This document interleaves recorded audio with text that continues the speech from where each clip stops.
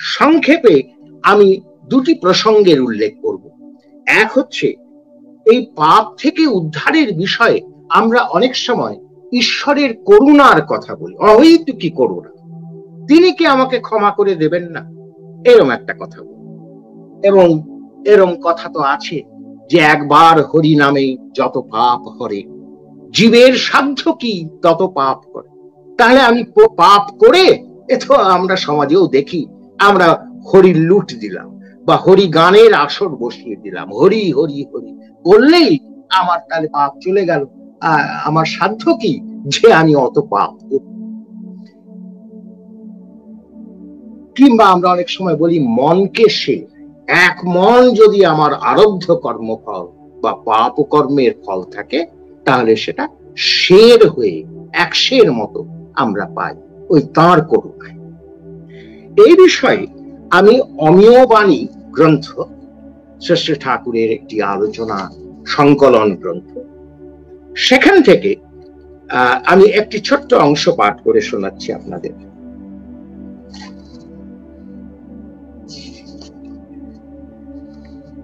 সাক্ষ্যদা প্রশ্ন করলেন, পূর্বকৃত কর্ম বীজ কি করে ধ্বংস হবে, মানে কর্মফল কি করে এড়ানো যাবে। জ্ঞানযোগী বলেন, জ্ঞানাগ্নি দ্বারা কর্মবীজ অর্থাৎ পূর্বকৃত কর্মবীজ দগ্ধ হয়ে যায়। জ্ঞানের দ্বারা কর্মফল থেকে উদ্ধার পাওয়া যায়, পাপের উদ্ধার হয়। পূর্ব কর্মের দায় সে বড়ই কঠিন। ধরুন যারা ভক্তিপন্থী, তাদের কি সকল কর্মফলই 16 আনা ভোগ করতে হয়? এই হচ্ছে প্রশ্ন। এবার শ্রী ঠাকুর বলছেন, দেখুন কর্মফল ফলেই, ওই যে আমরা বললাম প্রকৃতির বিধান, কর্মফল ফলে, এবং শরীর ও মনের উপর তার অ্যাকশন হয়। জ্ঞানী সোহং জ্ঞানে শরীর মন ছেড়ে ঊর্ধ্বে অবস্থিতি করে। শরীর মনে কর্মফল উপস্থিত হলে তা তার গ্রাহ্যের বিষয় হয়।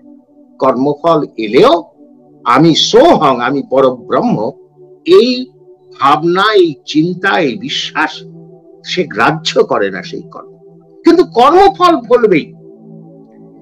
আর ভক্ত যে ভক্তি মার্গী, ভগবানে নির্ভর করায় ওই সব কর্মফল এলে তার ইচ্ছায় হচ্ছে বলে সমস্তই রাজি হয়ে গ্রহণ করে, অর্থাৎ তাতে বিচলিত হয় না। এই মাত্র কর্মফল আসবেই, তাতে বিচলিত হয় না। আর তৃতীয় আরেকটা কথা বললেন, সদ্গুরু লাভ হলে তার মানে পরম পিতার কৃপায় নির্ভরশীল ভক্তের, যে ভক্ত পরম পিতার বা সদ্গুরুর কৃপার উপর নির্ভরশীল, এই নির্ভরশীল মানে তার পথে যে চলৎশীল, কর্মের অশুভ ফলগুলি এরূপ ভাবে নিয়ন্ত্রিত হয় যে তাতে দুঃখের বদলে সুখী অনুভূত হয়। তাহলে যে জ্ঞানমার্গী সে কর্মফলকে গ্রাহ্য করে না, যে ভক্তি মার্গী সে কর্মফলে বিচলিত হয় না, আর যে সদ্গুরু মার্গী তার কর্মফলগুলি নিয়ন্ত্রিত হয়। কর্মফল তিনজনের বেলাতেই আসে, কিন্তু সদ্গুরুকে যে মুখ্য করে নিয়ে চলে জীবনে, তার ক্ষেত্রে কর্মফল নিয়ন্ত্রিত হয়। কিভাবে হয় দেখুন, যেমন ঠাকুর বলে চলেছেন, যেমন অশ্বিনীদার বাড়ির মায়ের, এখানে ঠাকুর কিন্তু একটা খুব সাংঘাতিক কথা বলেছেন, যে কথা ঠাকুরের জানার কথা নয়, কিন্তু তিনি অন্তর্যামী, তিনি বলছেন, যেমন অশ্বিনীদার বাড়ির মায়ের কোমরে বেদনা এবং তাতে হাতুড়ির আঘাতে আরাম বোধ হয়, পরম পিতার কৃপায় এই দুটো এমন ভাবে নিয়ন্ত্রিত হলো যে তাতে কষ্ট না হয়ে বরং সুখ বোধই হলো। দুটো পীড়াদায়ক কর্মফল ওইভাবে ভোগ, অর্থাৎ হাতুড়ির আঘাতগুলো সুস্থ দেহের উপর না পড়ে ব্যথাযুক্ত অঙ্গে পড়ায় ব্যথারও নিবৃত্তি ও আরাম বোধ হলো, আর হাতুড়ির আঘাতের কষ্টটাও সুখের কারণ। তার কর্মফলে তার কোমরে ব্যথাটাও ছিল, তার কর্মফলে হাতুড়ির আঘাত পাওয়াটাও ছিল, কিন্তু পরম পিতার কৃপায় সেটা নিয়ন্ত্রিত হলো এইভাবে যে ওই ব্যথার উপর হাতুড়ির আঘাত পড়ে সেই ব্যথার একটা আরাম বোধ তিনি লাভ করলেন। কৃপার গুণে প্রতিনিয়ত কর্মফলগুলি এই রকমই নিয়ন্ত্রিত হয়ে থাকে, এবং এটাই হচ্ছে মন কিসের, পরম পিতার ইচ্ছায় যদি আমরা চলি, তার উপর 100% নির্ভরশীল হয়ে যদি আমরা চলি, তাহলে আমাদের মন পরিমাণ যে কর্মফল সেটা শের হয়ে 100 মাত্র আমরা ভোগ করি। এই প্রসঙ্গে আমি একটা শুধু রেফারেন্স দিয়ে যাচ্ছি।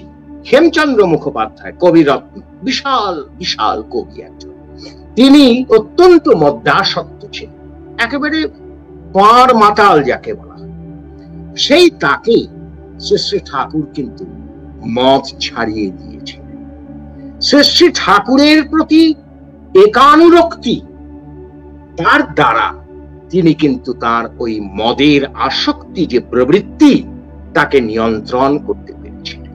কাজে নির্ভরতা যদি থাকে তাহলে প্রবৃত্তি নিয়ন্ত্রিত হয়, এবং তার দ্বারা কর্মফলও, যেটা ঠাকুর বললেন এইমাত্র, নিয়ন্ত্রিত হয়, যে সদ্গুরুর উপর নির্ভর করে থাকবে। ওই যে বলেছেন, নির্ভর করো, নির্ভয় হও। নির্ভর যদি আমি করি তাহলে নির্ভয় তো আমি হবই, তার কারণ তখন আমার প্রবৃত্তি নিয়ন্ত্রিত হয়, আমার কর্মফল নিয়ন্ত্রিত হয়। আবার ঠিক উল্টো, যতীন্দ্র নারায়ণ আচার্য চৌধুরী, মুক্তাগাছার জমিদার, বিশাল জমিদার, তিনি পরম ভক্ত। তিনি একদিন এলেন, এসে ঠাকুরের সঙ্গে দেখা করেই তিনি কলকাতায় চলে যাবেন। গাড়ি করে এসছেন, সেই গাড়িতেই ফিরবেন। ঠাকুর বারবার বলতে লাগলেন, যতীনদা আজকে যাবেন না, আজকে থেকে যান। তখন যতীনদা শুনছেন না, কারণ তার একটা মামলা আছে, একটা খুব প্রয়োজনীয়, তার যাওয়া দরকার। সেই অবস্থা ঠাকুর তখন তাকে ডিলে করাতে লাগলেন, এই নানা ছুতো বের করে করে তিনি ডিলে করাতে লাগলেন। সেগুলি করেও যতীনদা তবুও যাবার জন্য একেবারে মানে ইয়ে হয়ে রয়েছে, যাবেনই তিনি। শেষ পর্যন্ত ঠাকুর বললেন, যতীনদা আপনাকে কিন্তু নিয়তি টেনে নিচ্ছে। যতীনদা তাও গেলেন, পরম ভক্ত যতীনদা, কিন্তু তবুও গেলেন। এবং পথে, ওই কলকাতার দিকে যাত্রার পথে তার মোটর অ্যাক্সিডেন্টে তার প্রাণ চলে গেল। কাজেই ওই নির্ভর করতে হবে, এই নির্ভর না করতে পেরে আমার ঠাকুরমা তিনি ক্যান্সারে আক্রান্ত হয়ে মারা গেলেন। ঠাকুর পরে বলেছিলেন, ঠাকুর আসলে বলেছিলেন যে ওই দেওঘরের থেকে আমার ঠাকুরমা আসতে চাইছিলেন কলকাতায়, ঠাকুর না করেছিলেন বা না করেননি, যে সে আমি অত বিস্তারিত যাব না, কিন্তু পরিষ্কার বুঝিয়ে দিয়েছিলেন তিনি অনুমতি দিচ্ছেন। কিন্তু ঠাকুরমা এসেছিলেন। তারপরে যখন মৃত্যু সংবাদটা গেল ঠাকুরের কাছে, ঠাকুর বললেন, এখানে থাকতে পারলো না, থাকলে পরম পিতার কি ইচ্ছা হতো। কাজেই তিনি দয়াময়, দয়া মানেই রক্ষা, তিনি রক্ষাময়। তিনি আমাদের পাপ থেকে রক্ষা করার জন্য চিরব্যস্ত উদ্ব্যস্ত হয়ে আছেন, কিন্তু আমাদের নির্ভর করতে হবে তার উপরে, তার নীতিবিধি নিয়ে চলতে হবে, তার কথা এক চুলও ব্যতিক্রম করা যাবে না। তাহলেই কিন্তু আমরা রক্ষার যে প্রশ্রবণ, সেই দয়ার প্রশ্রবণ, সেই করুণার প্রশ্রবণ, ক্ষমার প্রশ্রবণ নেমে আসছে, সেটা আমরা গ্রহণ করতে পারবো, এবং গ্রহণ করে আমরা পাপ থেকে উদ্ধার। সবসময় আমার উন্নতির, অর্থাৎ পাপ থেকে মুক্তি, জীবনের উদ্বর্ধন তার পথ এন্টার খোলা রয়েছে। তবে হ্যাঁ, আমাদের সেই পথে হাঁটতে হবে। এই যে প্রশ্নটা যে পাপ করেছি আমার কি উদ্ধার হবে, বা পাপ করলে কি উদ্ধার সম্ভব, এই প্রশ্নটা আমরা একটু অ্যানালিটিক্যালি যদি ভাবার চেষ্টা করি, তাহলে প্রথমেই আমাকে বুঝে নিতে হবে যে পাপ কি। শ্রী শ্রী ঠাকুর তার চলার সাথী বাণী গ্রন্থে খুব ছোট্ট একটি বাণীর মধ্য দিয়ে এই পাপের সংজ্ঞা বলে দিয়েছেন। সেটি কি? ঠাকুর বলছেন, তাহাকেই পাপ বলিয়া জানিও, যাহা তোমাকে জীবন যশ ও বৃদ্ধি হইতে বঞ্চিত করিয়া অজ্ঞতা, হীনতা ও দুর্বলতাকে লইয়া মরণ পথের যাত্রী করিয়া। তার মানে পাপ হচ্ছে অস্তিত্ব বিরুদ্ধ কর্ম, সোজা কথা, সত্তা বিরুদ্ধ কর্ম, যা জীবন থেকে আমাকে পাতিত করে, যা জীবনের ক্ষয় বা অপচয় নিয়ে আসে, এবং সেটা দেহে, মনে, আত্মাতে, আমার জীবনটা তো এই তিনটে নিয়ে তৈরি, দেহ, মন এবং আত্মা। এই তিন ক্ষেত্রেই এই অপচয়, এই ক্ষয়, এই পতন সে নিয়ে আসতে পারে, এবং সেটা আমার জীবনের অর্থনৈতিকভাবে, সামাজিকভাবে, নানাভাবে এই ক্ষয় বা অপচয় দেখা দিতে পারে। এই যে ধরনের কর্ম, সেটাই হচ্ছে পাপ কর্ম, মানে সত্তা বিরুদ্ধ ব্যতিক্রমী চলন বা ব্যভিচার। যেমন উদাহরণ হিসেবে ধরি যে আমি মদ্যপানে আসক্ত, এখন অতিরিক্ত আসক্তি থেকে আমার দেহের উপর একটা খারাপ প্রভাব পড়বে, আমার লিভার সিরোসিস হতে পারে, নানা কিছু হতে পারে, তাহলে আমার দেহকে এটা ক্ষতিগ্রস্ত করলো, আমার জীবনকে ক্ষয় প্রাপ্ত করলো, কাজেই এটা পাপ। আবার ধরুন একটা চারিত্রিক দুর্বলতা, পরস্ত্রীগমন, এটা আমার দেহ এবং মনকে অসুস্থ করবে, এবং সামাজিকভাবেও কিন্তু এর কুপ্রভাব আমরা দেখতে পাব। সামাজিক অস্থিরতা, হিংসা, রেষারেষি, এইসব অনেক ধরনের হতে পারে। কাজেই আমার অস্তিত্বের যে দেহগত, মনগত দিক, আমার অস্তিত্বের যে সামাজিক দিক, এই সবই কিন্তু বিপর্যস্ত হচ্ছে এই চারিত্রিক দুর্বলতা থেকে, যা পাপ। কাজে এই হলো পাপের তাৎপর্য বা পাপের অর্থ। তাহলে পুণ্য কি? পুণ্য হচ্ছে সত্তা পরিচর্যী চলন বা কর্ম।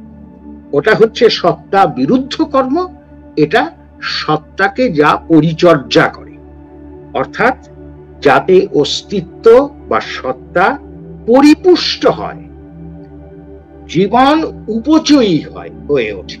যেমন আমি পাপের বেলায় সেটা অপচয়ী হয়, এটা উপচয়ী হয়, মানে লাভজনক হয়, অর্থাৎ আমার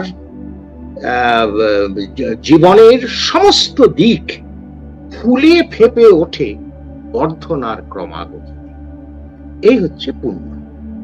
কাজে পুণ্য মানে শুধুমাত্র দেবতার চরণে ফুল বেলপাতা দেওয়া, তা কিন্তু আমার যে বাস্তব কর্ম, যদি ওটাতেও কোনো কাজ হয়, আমার মনের প্রশান্তি আসে, দেবতা অর্চনা করলে আমার মনে প্রশান্তি আসে, তার মানে আমার সত্তা সেখানে প্রশান্ত হয়, আনন্দিত হয়, উৎফুল্ল হয়, উৎসাহিত হয়, সেই অর্থে ফুল বেলপাতা দেওয়া বা দেবতার অর্চনা করা পুণ্য।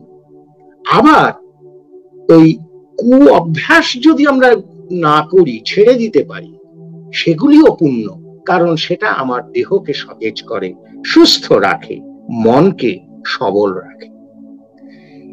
এই হচ্ছে পুণ্য। মনে রাখতে হবে এখানে যে সত্তা সে কিন্তু সচ্চিৎ আনন্দময়। সত্তা সে অস্তিত্ব সম্পন্ন, তার মানে সৎ। সে চিৎ সম্পন্ন, চিন্ময়, তার মানে সে সারাপ্রবণ, সে তার তার তার জ্ঞান, সে বোঝে, তার বোধ আছে, এই হচ্ছে চিৎ। আর আনন্দময় মানে সে বর্ধনশীল। কাজে সত্তার স্বরূপ হচ্ছে সৎচিৎ আনন্দময়তা। কাজেই সত্তা সবসময় নিষ্পাপ।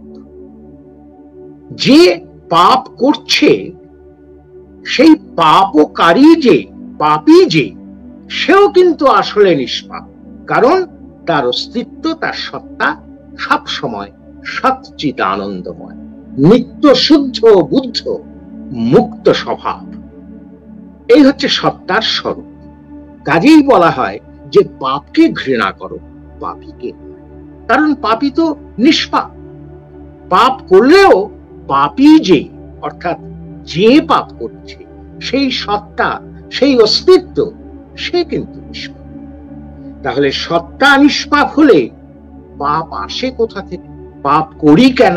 কিভাবে পাপ করা হয়? পাপের উৎস বা কারণ হলো অনিয়ন্ত্রিত প্রবৃত্তি। এবং এই প্রবৃত্তি মানে ওই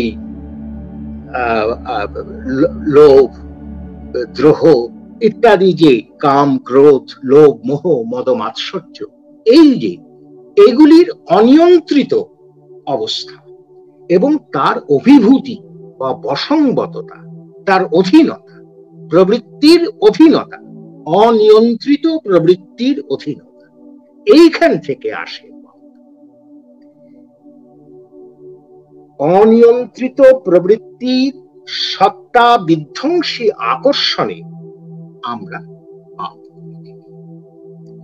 এইবার তাহলে আমরা পাপ কি, পুণ্য কি, সত্তা যে অপাপ বিদ্ধ, কিন্তু তবুও পাপ হয় আমাদের অনিয়ন্ত্রিত প্রবৃত্তি পরায়ণতার থেকে, এইগুলি আমরা মূল কথাগুলো জেনে। এইবার প্রশ্ন, যে পাপ থেকে উদ্ধার, এটা কি সম্ভব? প্রথমেই বলেছি হ্যাঁ সম্ভব। কেন সম্ভব, কেন বলছি এটা জোর দিয়ে? তার কারণ ওই যে সত্তা অপাপবিদ্ধ, সত্তার চাহিদাই হলো সে বাঁচতে চায়, সে বাড়তে চায়, তার মানে পুণ্য। ঠাকুর এক জায়গায় বলেছেন, বাঁচার বাড়া পুণ্য নেই, বাঁচাটাই হচ্ছে সবচেয়ে বড় পুণ্য। কাজেই ওই সত্তা যে, সে কিন্তু সবসময় পুণ্যকেই খোঁজে, এটাই তার আকুতি। প্রবৃত্তি পরামৃষ্টতা সত্ত্বেও সত্তার অন্তঃসূত যে আবেগ, যে আকুতি, তা হচ্ছে জীবন এবং বৃদ্ধি, অর্থাৎ পুণ্যের প্রতি আকর্ষণ। সেটা চির জাগ্রত তার মধ্যে। পাপ করলেও তার ভেতরে কিন্তু জাগ্রত থাকে সেই পুণ্যের প্রতি আকর্ষণ, জীবন বর্ধনের প্রতি আকর্ষণ, সত্তা পরিচর্যার প্রতি আকর্ষণ। তাই পাপীও বাঁচতে চায়, পাপীও চায় সে সুস্থভাবে, সুখে, শান্তিতে, স্বস্তিতে, আনন্দ নিয়ে উদ্বর্ধনের পথে চলে। পাপী কখনো চায় যে আমি কষ্ট পাবো? কখনো চায় না। পাপী চায় আমি মরে যাই? কখনো চায় না।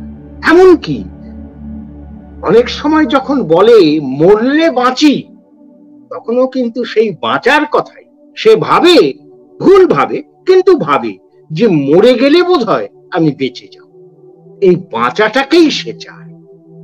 আর এই সত্তার অন্তঃসূত এই জীবন বর্ধনের আকুতি আছে বলে পাপ থেকে উদ্ধারের পথ চিরজাগ্রত। এই সত্তা আকুতি যেটা আমরা বলছি, সেটা মানুষের অন্তরাত্মায় কখনো কখনো বিবেক হয়ে জেগে ওঠে। সে তখন বোঝে যে আমি পাপ করেছি। ওই যে প্রশ্নটার মধ্যে আছে, আমি বহু পাপ করেছি, তাহলে পাপ করেছি এটা সে বুঝতে পেরেছে। কি করে বুঝেছে? বুঝেছে যে আমার জীবন বর্ধন ক্ষতিগ্রস্ত হচ্ছে, সত্তা ক্ষতিগ্রস্ত হচ্ছে। এই আকুতিটা তার আছে বলে সে কিন্তু এইটার বিবেক তাকে বুঝিয়ে দিতে পেরেছে যে সে পাপ করেছে। সে তখন পাপ থেকে পরিত্রাণের পথ খোঁজে এবং সেটাই হচ্ছে অনুশোচনা। কিন্তু এই অনুশোচনাই হচ্ছে তাহলে পাপ থেকে উদ্ধারের প্রথম শর্ত এবং প্রধান উপাদান। এইটা যদি না আসে তখন কিন্তু পাপ থেকে উদ্ধার পাওয়া সহজ নয়। এবার এই যে অনুশোচনা, এটা কিন্তু শুধু মুখের কথাতেই হবে না, শুধু মনের চিন্তাতেও হবে না, এটা বাস্তব কর্মে ফুটিয়ে তুলবে। অর্থাৎ পাপ থেকে উদ্ধারের পথে হাঁটতে হবে, যে প্রথমেই আমরা বললাম। পাপ থেকে উদ্ধারের পথে আমি হাঁটবো না, শুধু মনে মনে চিন্তা করব যে আমি পাপ করছি, তাতে কিন্তু পাপ থেকে উদ্ধার পাওয়া যাবে না। অর্থাৎ সোজা কথায় বাস্তবে আমাকে সত্তা পরিচর্যী হয়ে উঠতে হবে। এইবার এইখানে একটা প্রকৃতির একটা ফান্ডামেন্টাল ল, প্রকৃতির একটা বিধান, সেটা আমাদের মাথায় রাখতে হবে। সেটা হচ্ছে যে প্রতিটি কর্মের একটা নির্দিষ্ট ফল রয়েছে এবং সেই ফল অমোঘ। আমি যখন পাপ কর্ম করেছি, তাহলে পাপ ফল অর্থাৎ আমার সত্তা বিরুদ্ধ ফল সেটা উৎপন্ন হয়ে উঠেছে এবং সেটা আছে, সেটা আমাকে ভোগ করতেই হবে। সেটা থেকে কিন্তু আমি পরিত্রাণ পাব না। আবার আমি যদি অনুশোচনার দ্বারা বুঝতে পারি যে আমি পাপ করেছি, সুতরাং পাপের পথ থেকে পুণ্যের পথে আমি হাঁটতে শুরু করি, তাহলে তারও ফল তৈরি হবে। এইবার এই পাপ কর্মের নেগেটিভ ফল আর পুণ্য কর্মের পজিটিভ ফল, এটার মধ্যে একটা ট্রেড অফ হবে, কাটাকুটি হবে। এবং হতে হতে যতই আমার পুণ্য কর্মের লওয়াজিমাটা বাড়তে থাকবে, ততই কিন্তু পাপ কর্মের যে ফল সেটা প্রশমিত হতে হতে এক সময় পুণ্য কর্মের ফলটা সেটা পাপ কর্মকে আউটডু করে দেবে এবং তখনই আমার জীবন আবার সুন্দর সার্থক হয়ে উঠবে। এই যে প্রকৃতির বিধান অর্থাৎ কর্মফলবাদ, এর থেকে কিন্তু আমরা মুক্তি পেতে পারি না। কাজেই ওই পাপ থেকে উদ্ধার মানে পাপ কর্মের অ্যান্টিডোট দিতে হয় এবং সেটাই হলো পুণ্য। এইবারে বাস্তব সত্তা পরিচর্যা বা পুণ্য কর্ম যাকে বলছি, তার একটি উদাহরণ আমরা নিতে পারি। যেমন আমি বলছিলাম যে মদ্যপানের একটা উদাহরণ দিয়েছি। মদ্যপান করে আমার লিভার সিরোসিস হলো, এবার আমি হাসপাতালে গিয়ে চিকিৎসা করিয়ে আমি সুস্থ হলাম। এই যে কাজটা, এটাও কিন্তু একটা পুণ্য কর্ম, অর্থাৎ সত্তা পরিচর্যীকরণ। এবং তার ফলে পাপ কর্মের যে ফল লিভার সিরোসিস, সেটা কিন্তু আমি কাটিয়ে উঠলাম। ওই পুণ্য কর্মের ওটা না করলে কিন্তু কাটিয়ে উঠতে পারতাম।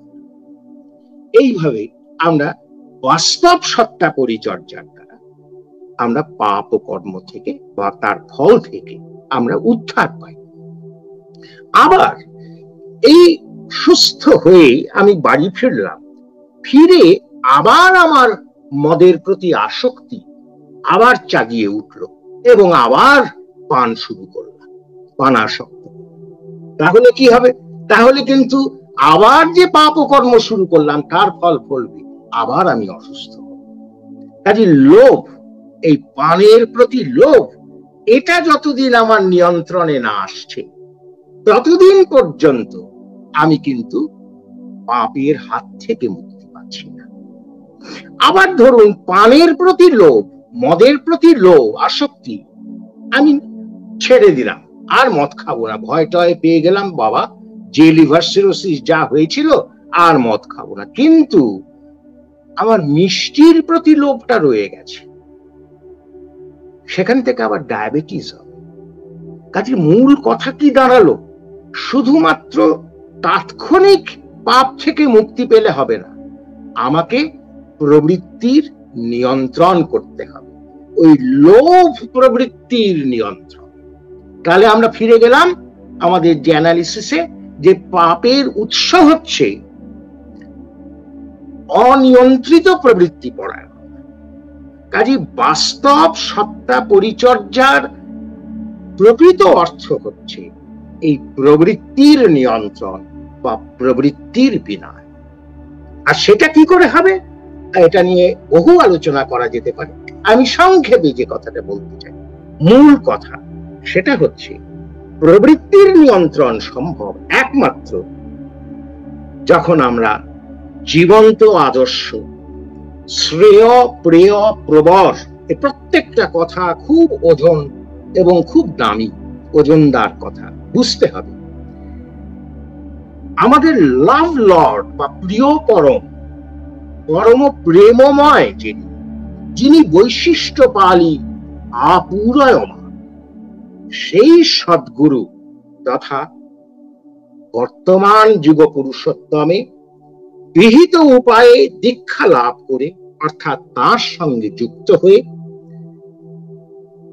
তার প্রতি যখন আমার অকাট্য অব্যভিচারী সক্রিয় ভালোবাসার টান তৈরি হবে এবং তাকে খুশি করার জন্য তার প্রদত্ত নীতিবিধি কাটায় কাটায় পরিপালন করে চলব, তখনই আমার প্রবৃত্তির নিয়ন্ত্রণ বা বিনায়ন সম্ভব, নচেত নয়। বস্তুত এই যে ভালোবাসার টানের কথা বললাম, এটা আমি তো সদ্গুরুর কথা বললাম, সেটাই একদম সামাম বোনাংশ, একদম চরম কথা বললাম। কিন্তু ধরুন আমি আমার মার প্রতি আমার যদি ভালোবাসা থাকে, তাহলেও দেখব কিন্তু আমার প্রবৃত্তি অনেকটা বিনায়িত হয়েছে। বা প্রেমিকের প্রতি প্রেমিকার ভালোবাসা টান, তাতেও কিন্তু তার চরিত্রে ওই প্রবৃত্তির বিনায়নের ছাপ আমরা দেখি। কাজে ভালোবাসার টান, প্রবৃত্তির টান থেকে যখন ভালোবাসার টানটা বড় হয়, ওই যে প্রেমের কথা বললেন শ্রদ্ধেয় বিজয়, এই টান, প্রেম মানেই টান, এই টানটা যখন প্রবৃত্তির টান থেকে বড় হয়ে ওঠে, তখনই প্রবৃত্তি বিনায়িত হয়, নিয়ন্ত্রিত হয়। জীবন তখন এই আমাদের তো বহুবৃত্তি, লোভ মোহ মদ মাৎসর্য কাম ক্রোধ ইত্যাদি, এই বহু বৃত্তি প্রাণতা থেকে মুক্ত হয়ে বা বৃত্তিমুখীনতা থেকে মুক্ত হয়ে সমস্ত বৃত্তি তখন ইষ্টমুখী হয়, ইষ্ট প্রাণ হয়। এটাই হচ্ছে প্রবৃত্তির বিনায়ন। আর এই বিনায়ন মানেই হচ্ছে প্রবৃত্তির মঙ্গলে বিন্যাস। এইটা যদি হয়ে যায়, তখনই কিন্তু আমাদের পাপ থেকে মুক্তি লাভ। এইখানে আমরা গীতার সেই মহাবাণী স্মরণ করব, যেটা অষ্টাদশ অধ্যায়ে মোক্ষ যোগে ভগবান শ্রীকৃষ্ণ অর্জুনকে বলছেন, সর্বধর্মান পরিত্যাজ্য মামেকং শরণং ব্রজ অহং ত্বাং সর্ব পাপেভ্যো মোক্ষয়িষ্যামি মা শুচঃ। চিন্তা করো না তুমি, তোমার সমস্ত পাপ থেকে আমি মুক্তি দেব। কিন্তু কি করলে? নিঃশর্ত নয়, কিন্তু শর্ত আছে যে সর্বধর্মান পরিত্যাজ্য মামেকং শরণং ব্রজ। এক, আমাকে রক্ষা করে চলো, মানে আমার নীতি বিধিকে রক্ষা করে চলো, পরিপালন করে চলো। আর সমস্ত যে ধর্ম, তোমার প্রবৃত্তির ধর্ম, তোমার সম্প্রদায়ের ধর্ম, দেশের ধর্ম, নানা কিছু, এই সমস্ত ভুলে যাও বা এইগুলির দিকে ছুটো না, বা এগুলির প্রতি তোমার যে টান, সেই টানের থেকে আমার প্রতি তোমার টানটা বড়। এইটা যদি তুমি করতে পারো, তখন চিন্তা করো না, আমি তোমার সব পাপ থেকে মুক্ত করব। কাজেই পাপ থেকে মুক্তি মানে ওই সর্বধর্মান পরিত্যাজ্য মামেকং শরণং ব্রজ, অর্থাৎ সেই ইষ্ট প্রাণতা, অর্থাৎ তার মাধ্যমে প্রবৃত্তির বাস্তব বিনাশ। এই হচ্ছে মূল কথা।